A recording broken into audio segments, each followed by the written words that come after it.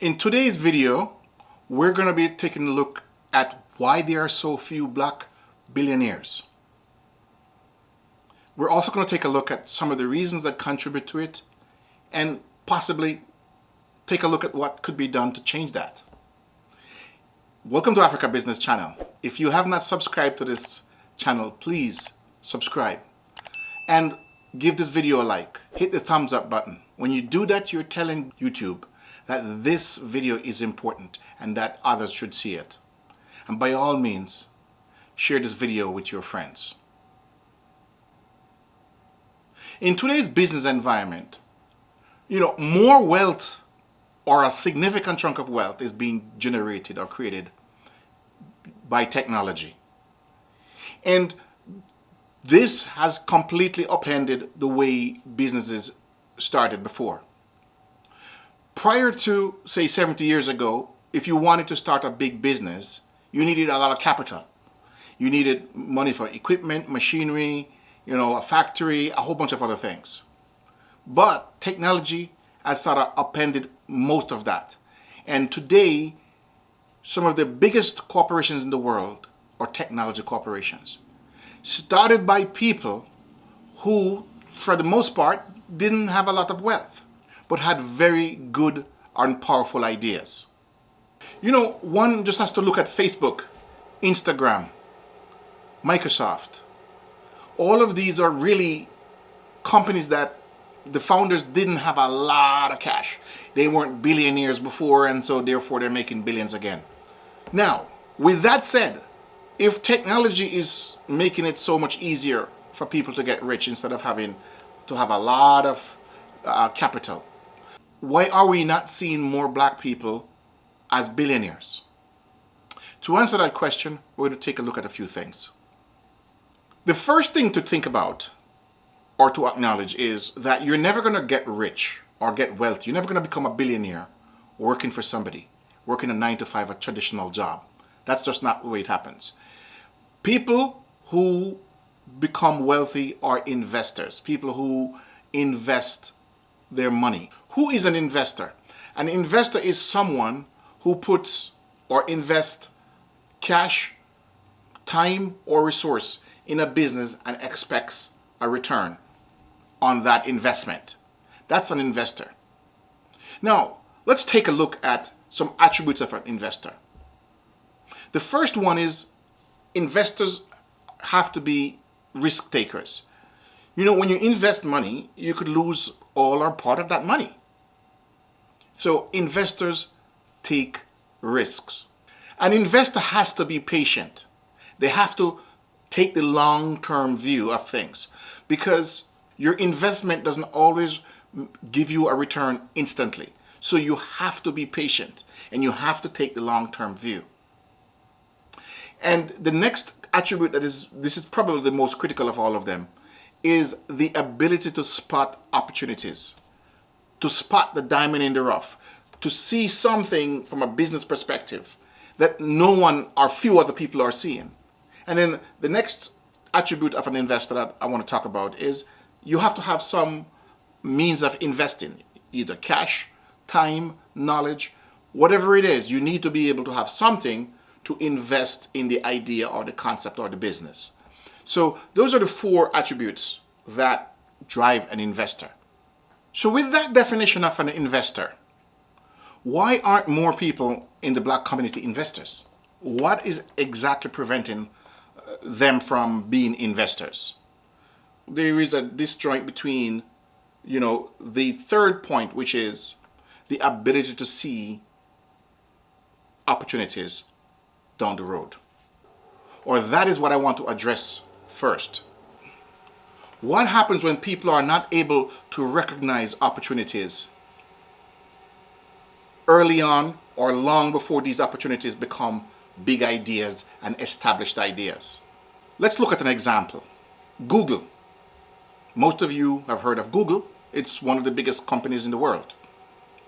Google, when it first started out, had just a few employees. In fact, Google started on a campus, the campus of Stanford University, and they had very little money to pay employees. So one thing a company that has very little money to pay employees do is they give stock options to employees, with the intention that those stock options over time will become valuable. And with all of that, there were lots of people who worked at Google who quit. They quit because they didn't understand, or they couldn't see that these options that they were being given, this little piece of paper that says you have an option to buy Google stock at a certain price, that these were going to become very valuable. So they quit. They quit because lots of other companies were offering more or better salaries than Google. And so they went to those companies. And from their vantage point, they were trading off making more money now, right now, because they could see it. When somebody offers you more money, you can see it right there, versus this imagined wealth that you could get down the road. And so many people left, but some stayed. Fast forward to today. We look back at those people and we say, well, they were crazy. No, they weren't crazy. They just didn't have the ability to see what this was going to become, what Google was going to become. And so therefore they acted rationally with the knowledge they had, and then they left. Now, if you could take these people back in time and through a time machine back to those days when they were employed at Google, do you think any of them would have quit? No, they wouldn't. Even though many quit because they needed more cash. According to them, they needed more cash. Because then, if they go back in time, they would know that these pieces of paper, stock options, is worth something. You know, if you don't know what a stock option is, a stock option essentially is when a company gives individuals or people the ability to buy a stock at a very, very low price. And when the stock increases in price over time, you can then sell that stock for that high price, and that's how you make your money. The difference between what you paid for it and what you sold it for. And that can be millions of dollars. And so these folk, they would not have quit. They would have kept their options because they have the benefit of hindsight. They can look, they know because they're coming from the future. And that's what happens when you can't see what something is going to look like. Then you don't know what to do. You don't know how to protect it. You don't know if it's valuable or not. So we have a problem in our community. We cannot see long term.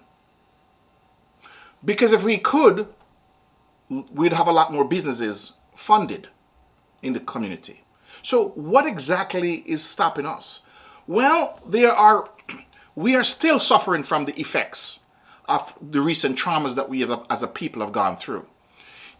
Colonialism, slavery, and Jim Crow had profound effects on us as a people. Let's take a quick look. If you were a slave, you couldn't plan for the future. Because if you were planning something, somebody could easily sell you, and all your plans are out the door. Colonialism, people didn't control their future. Countries didn't control their future. The future was controlled by somebody outside. So your long-term plan means nothing because you didn't control your future. And Jim Crow, which happens, after slavery, and that burst of entrepreneurship by black people, that was snuffed out by Jim Crow laws, essentially.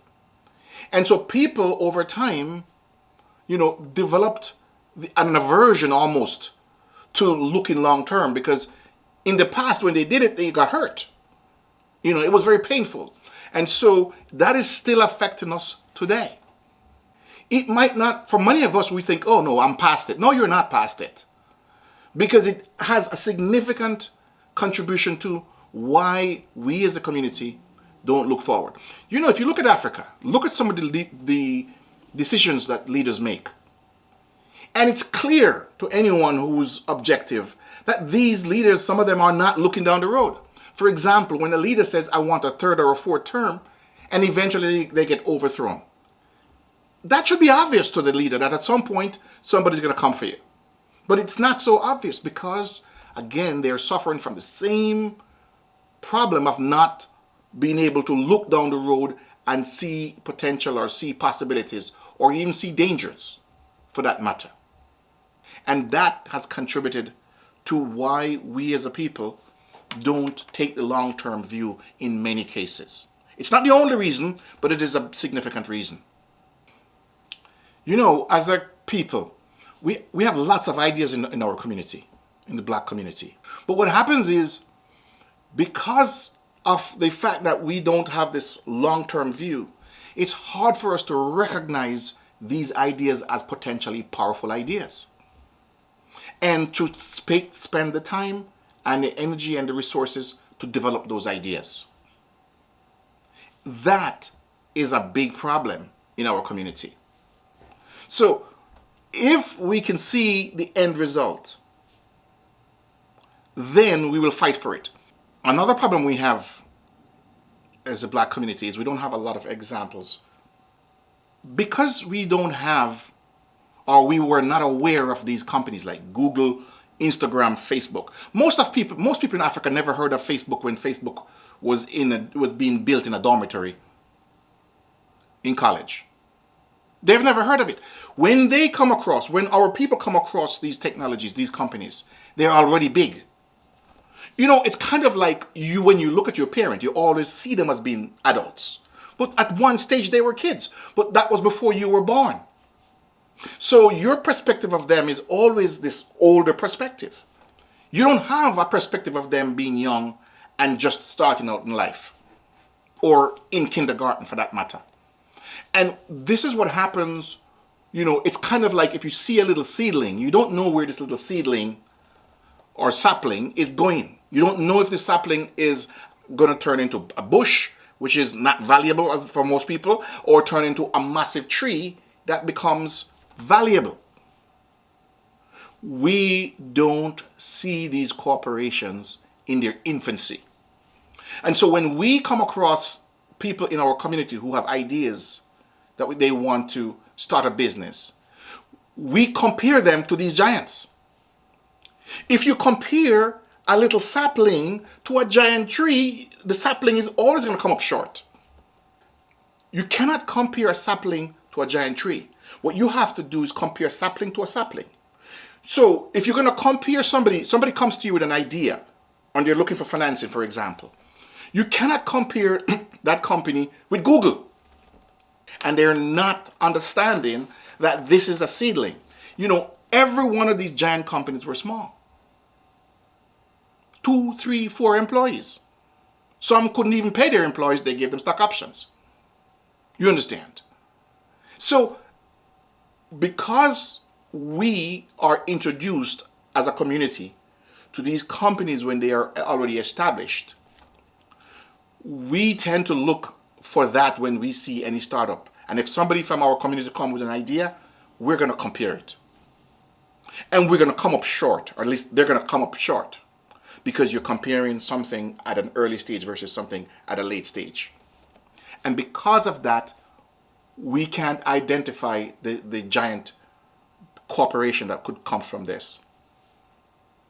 We can't. We don't. And because of that, we don't finance it. It's not because we lack the money. It's because we don't know how to value or evaluate these opportunities. And when you can't or don't know how to evaluate the opportunities, $1 billion idea could come right into your hands and walk right out. And unfortunately, many ideas start in our community and end up elsewhere because it was never funded. You know, we don't have a history of seeing people like us fund these companies from infancy, when it was just an idea on a napkin in a restaurant, or maybe 1 or 2 employees. You know, the power of example is a powerful thing. If you see somebody do something, then you know one thing, it's possible. If you see somebody who looks like you do that thing, you think, okay, it's a good chance if I apply myself, I might be able to do that. When Facebook started? It was started amongst kids in college, friends. Did you know about Facebook at college when they first came up with the idea? No, because you weren't part of their friend group. You weren't. And so what happens is, if you look at these companies, very few of us are billionaires in those companies. In fact, I don't know if there's a black billionaire in Instagram and Facebook. Or Google for that matter. Because when people form these companies, when these young kids, for the most part, young people were forming these companies, they went to their friends and family, and from there it went out to other people. But if you're not in that circle, you're not going to be even aware of it. And that is part of the reason that is affecting us, because when we see these companies now that are worth $2 trillion, we just think they've always been big. They've never always been big. Google could have been sold to Yahoo for $1 million.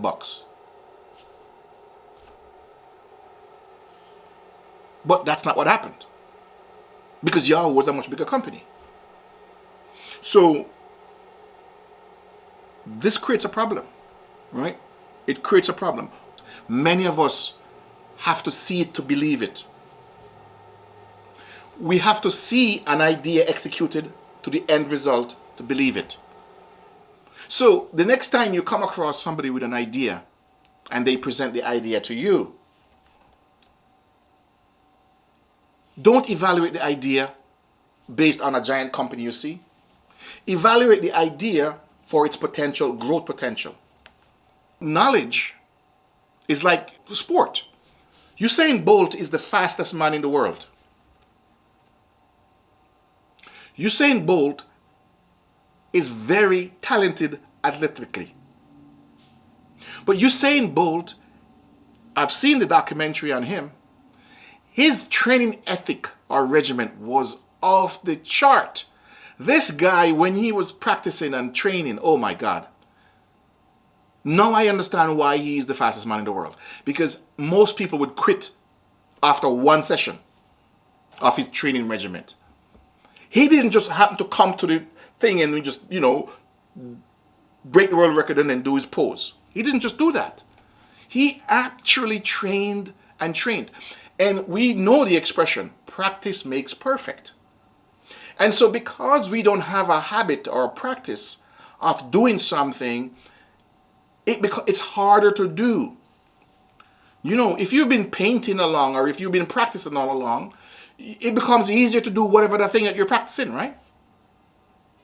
So part of what we have to do as a community, to address this situation is that we have to first recognize where the deficiency, at least this deficiency, comes from.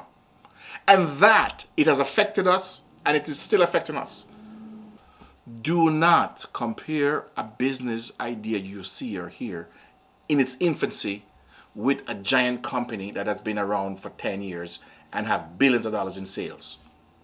What you need to do is to look at its potential and see whether or not, this business over time can grow and become that giant business. That little seedling can move from a seedling to a giant tree. That is how we change the game. That is how we fix the problem. If you haven't subscribed to this channel, please subscribe. Give this video a like. Give it a thumbs up. Tell YouTube this video is important. And by all means, share this video. This is important information that our community needs. Thank you for watching.